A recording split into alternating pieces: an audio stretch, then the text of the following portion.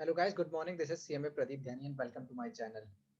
So welcome to my CA, CS, CMA foundation student. So we have already done some of the part of Indian Contract Act. अब जो हम है ना start करने जा रहे हैं एक नया टॉपिक. द टॉपिक का नाम है the stranger to a contract can not be a party. Okay, rule क्या कहता है दोस्तों? The rule that the stranger to a contract can not sue is known as doctrine of probity of contract. Doctrine of probity of contract क्या बोलता है? The stranger to a party, the stranger to a contract cannot become a party. Okay, यानी जो stranger है वो अगर मान लीजिए कॉन्ट्रैक्ट में दो बंदे हैं तो थर्ड पार्टी कॉन्ट्रैक्ट में नहीं आ सकती है. तो ये सिंपल सा रूल है, लेकिन इसकी कुछ एक्सेप्शन है. वो एक्सेप्शन अब हम देखते हैं. एक्सेप्शन रूल यानी हर एक चीज की एक्सेप्शन होती है, हर एक पॉजिटिव, हर एक काम के पॉजिटिव और नेगेटिव एस्पेक्ट होते हैं. तो ऐसा ही है, रूल सिंपल सा है. Doctrine of privity of contract ये बोलता है the stranger to a party can not become a party. Contract में नहीं आएगी कोई थर्ड पार्टी. ट्रस्ट, मान लीजिए ट्रस्ट का कोई केस है, समझते हैं. In case of trust beneficiary can sue upon the contract. Beneficiary contract में ना होने के बावजूद भी कॉन्ट्रैक्ट में स्यू कर सकता है, कोई केस कर सकता है. मान लीजिए अब एक एग्जांपल समझते हैं हम. ख्वाजा मोहम्मद और हसनी बेगम का एक केस था.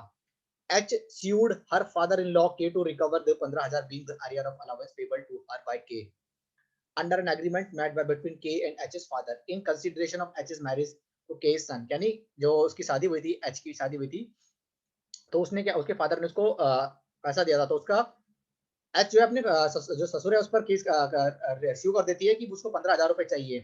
तो क्योंकि वो ट्रस्ट है और बेनिफिशियरी है एच, यानी जो उसकी बहू है, तो वो रिकवर कर सकती है. इस केस में ये हुआ था. ओके, अब family settlement. In case of family settlement if the terms of settlement are reduced into writing, अगर राइटिंग में लिखे गए हैं, ठीक है, नहीं लिखे गए हैं तो भी member who are not originally party to the contract can also sue upon. अगर एग्रीमेंट में लिखा है, ठीक है, नहीं लिखा तब भी जो फैमिली का जो मेंबर है, जब सेटलमेंट होगा तब उसको अधिकार है लेने का अपना है. मैरिड कॉन्ट्रैक्ट जो एचएफ होती है, हिंदू अनडिवाइडेड फैमिली होती है, उसमें क्या होता है कि अगर मान लीजिए एचएफ का पार्टीशन हो रहा है तो उस केस में क्या होता है, फीमेल मेंबर जो है ना अपनी मैरिज पर जितना भी एक्सपेंडिचर हुआ था उस एक्सपेंडिचर को रिकवर करने के लिए सू कर सकती है, भले ही वो पार्टी नहीं है कॉन्ट्रैक्ट की. एक्नॉलेजमेंट ऑफ लाइबिलिटी, मान लीजिए किसी बंदे ने अपनी मान ली कि हाँ मेरी लाइबिलिटी है, तो बाद में रिकवर नहीं कर सकता, मतलब बाद में वो मुकर नहीं सकता. Where a person admit his liability, thereafter if he refuse, he will stopped from denying the liability, यानी वो अपनी लाइबिलिटी से बाद में मुकर नहीं सकता. Where A receive money from B for paying it to C, यानी मान लीजिए C को पैसा मिलना था, लेकिन क्या नाम B ने क्या A को दे दिया कि A तूने C को दे दियो, कि A और C का घर आपस में पास में था, तो B ने क्या किया, एक अकाउंट में पैसे डलवा दिए कि B उसको पैसे एटीएम से निकाल कर C को दे दियो. C ने क्या नाम है उसका, A ने क्या किया कि C को बोल दिया कि हाँ मेरे पास पैसे आगे, मैं कल आ रहा हूँ तुम्हारे पास देने के लिए. बाद में C ने मना कर दिया कि भाई मेरे पास कोई पैसा नहीं आया, नहीं है. जब एक बार उसने अपनी लाइबिलिटी एडमिट कर ली, बाद में वो कर नहीं सकता. सिंपल सी बात है. Later on if he refuses, he will stop from denying his liability to pay the amount, उसको देना ही पड़ेगा, बाद में मना नहीं कर सकता. ये तो पहले बोलता कि अभी तक मेरे अकाउंट में आए नहीं है, तो जो भी होता है वो देखते अलग बात है, लेकिन उनसे बोल दिया कि हाँ मेरे अकाउंट में आ गए और मैं देने आ रहा हूँ सी, लेकिन बाद में बोलते मेरे पास आए नहीं अकाउंट, बाद में कुछ ऐसा. वो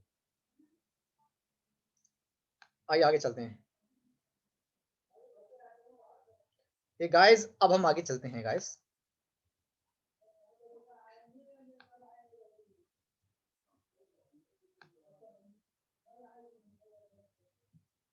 assignment. In case of assignment of a contract where the benefit under the contract has been assigned, the assignee can enforce upon the contract. Assignee enforce कर सकता है. Example, the assignee of insurance policy, है ना. Insurance policy case में अगर assignment कर दिया गया है तो उसको पैसा मिल सकता है असाइनी को.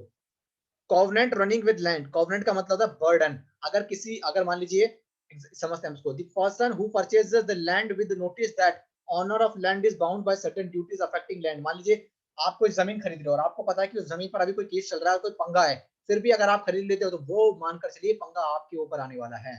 तो आप जमीन को, तभी तो हम देखते हैं कि जमीन में कोई कागज वागज, इसलिए तो चेक करते हैं कि भाई कागज प्रॉपर है या नहीं है. हम आस पड़ोस में पता करते हैं, बिजली का बिल पड़ोसियों का लेते हैं, पड़ोसियों से बातचीत करते हैं, भाई बंदा ठीक तो है ना ये, इसीलिए करते हैं. मान लीजिए आपने चेक नहीं किया और आपने शादी केस में भी होता है कि आप लड़की लड़की वाले लड़के को लड़के के बारे में चेक करते हैं और लड़के वाले तो लड़की के बारे में चेक करते हैं, ताकि बाद में कोई पंगा ना हो. कहने का मतलब कोवेनेंट रनिंग विद लैंड, आपने कोई लैंड खरीदी, उसमें कोई पंगा चल रहा है तो जिसने खरीदी पंगा उसका हो गया. सिंपल सी बात. अगला पॉइंट हम पढ़ते हैं. एक सिंपल सा रूल होता है कि मैंने आपको बताया था कि किसी भी कॉन्ट्रैक्ट को बनाने के लिए, किसी भी कॉन्ट्रैक्ट को ना बनाने के लिए आपको क्या चाहिए होता है दोस्तों? कंसिडरेशन भी एक नेसेसरी रिक्वायरमेंट होती है. लेकिन क्या होता है, सिंपल सा रूल है, अगर कॉन्ट्रैक्ट में दोस्तों कंसिडरेशन नहीं, नो कंसिडरेशन नो कॉन्ट्रैक्ट, मोटा मोटा शब्दों में नो कंसिडरेशन नो कॉन्ट्रैक्ट, कोई कंसिडरेशन नहीं, कोई कॉन्ट्रैक्ट नहीं। This general rule of law is that an agreement without consideration is void. अगर कोई भी कॉन्ट्रैक्ट आप बनाते हो विदाउट एनी कंसिडरेशन तो वो वॉइड है, लेकिन इसकी कोई एक्सेप्शन है कि कॉन्ट्रैक्ट में कंसिडरेशन नहीं भी था तब भी वो वैलिड होगा, वो एक्सेप्शन हम पढ़ते हैं। आइए दोस्तों वो एक्सेप्शन हम पढ़ते हैं। सर्वे क्या है, ये पहला पॉइंट तो पढ़े हैं अभी हम। एक्सेप्शन पहला, agreement on effect of natural love and affection, यानी आपसी कोई प्यार था नेचुरल लव एंड अफेक्शन के कारण। अगर मान लीजिए कोई रिटन एंड रजिस्टर्ड एग्रीमेंट था based on natural love and affection, party standing in near relation.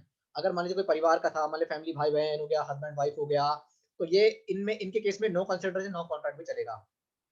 A husband by a registered document after referring to quarrel and disagreement between himself and his wife promised to pay his इतना for maintenance and इतना unenforceable। Simple सी बात है, husband और wife की भी झगड़ा हो गया, हस्बैंड ने वादा कर दिया लिखित में कि मैं वाइफ को दूंगा, जबकि वाइफ बदले में कुछ नहीं कर रही है, फिर भी वो कंसिडरेशन वैलिड होगा। Compensation for past voluntary services, मान लीजिए सर्विसेज रेंडर वॉलंटरी, आपने कोई सर्विसेज वॉलंटरी दी, services rendered for promisor, services promisor के लिए थी, promisor must be in existence at the time of rendering services, यानी वो अस्तित्व में होना चाहिए, जीवित होना चाहिए। Promisor must have intended to compensate the promise, और जो प्रोमिसर था उसने वादा भी कर दिया था कि मैं आपको इसके बदले में क्या करूंगा, आपको पैसा या अमाउंट कंसिडरेशन दूंगा। मान लीजिए एक्स ने फाइंड किया एक पर्स और गिव कर दिया वाई को, वाई का पर्स मिला उसको, और वाई का पर्स उसने ईमानदारी से वाई को दे दिया। वाई ने प्रॉमिस किया कि 1000 रुपए देगा, this is a valid contract, ठीक है ना।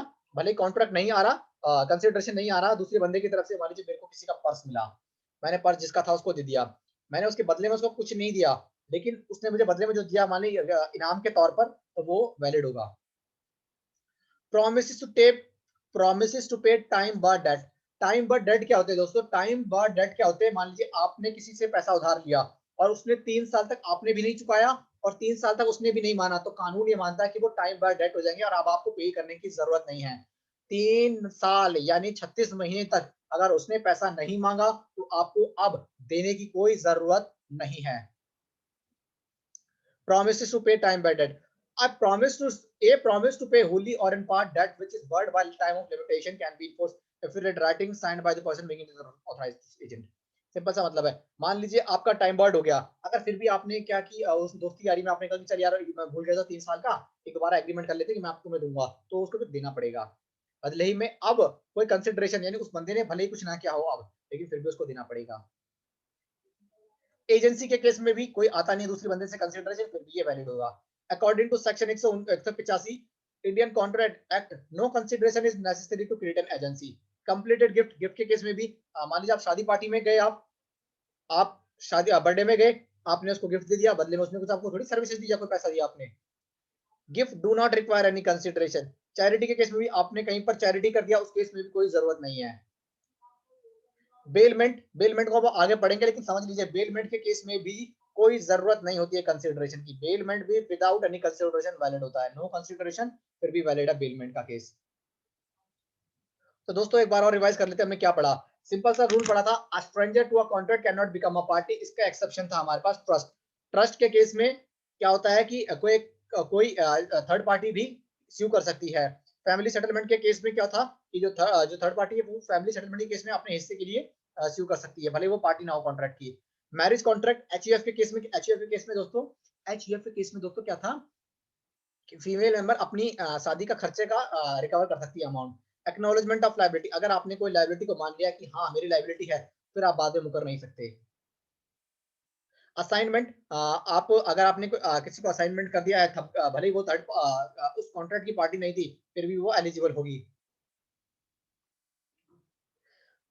नो कंसिडरेशन नो कॉन्ट्रैक्ट, अगर किसी भी कॉन्ट्रैक्ट में कोई कंसिडरेशन नहीं है तो वो कॉन्ट्रैक्ट ही नहीं होगा, लेकिन इसकी कुछ एक्सेप्शंस है। पहली है natural love and affection. Compensation for past voluntary service, कोई पास्ट वॉलंटरी सर्विसेज के लिए आप कंसिडरेशन दे रहे हो, वैलिड है। Promise to pay time bye date, आप मान लीजिए कि आपका 3 साल तक आपने कोई लोन नहीं दिया या कोई अमाउंट नहीं दी, पेबल अमाउंट, तो आपका टाइम बर्ड हो जाता है, लेकिन आप फिर भी आप प्रॉमिस करते हो कि मैं आपको दे दूंगा, तो भी कंसिडरेशन दूसरी पार्टी से नहीं आ रहा तो भी वो वैलिड होगा। एजेंसी के केस में भी कोई कंसिडरेशन की रिक्वायरमेंट नहीं होती अदर पार्टी से। गिफ्ट के केस में भी कोई कंसिडरेशन की दूसरी पार्टी कंसिडरेशन दे कोई रिक्वायरमेंट नहीं होती है। चैरिटी के केस में भी सेम यही होता है। चैरिटी के केस में भी एक बंदा चैरिटी कर रहा है तो बदले में कोई उसको कुछ दे या ना दे उससे कोई फर्क नहीं पड़ता, कंसिडरेशन जो कॉन्ट्रैक्ट है वैलिड होगा। बेलमेंट के केस में भी दूसरी पार्टी कंसिडरेशन ना आए तो भी वैलिड होगा। बेलमेंट क्या होगा आगे हम इसका पूरा लेक्चर पढ़ेंगे इसका। सो गाइस, तो CA/CS/CMA फाउंडेशन के स्टूडेंट आज का जो हमारा लेक्चर है दोस्तों वो आज हम यहीं पर करते हैं। तो नेक्स्ट लेक्चर में नया टॉपिक हम स्टार्ट करेंगे। सो इस चैप्टर को एक बार आप वीडियोस को दोबारा से देखिएगा, कोई भी प्रॉब्लम होती तो आप मुझसे पूछ सकते हैं। ओके गाइस, तो thank you so much guys, bye.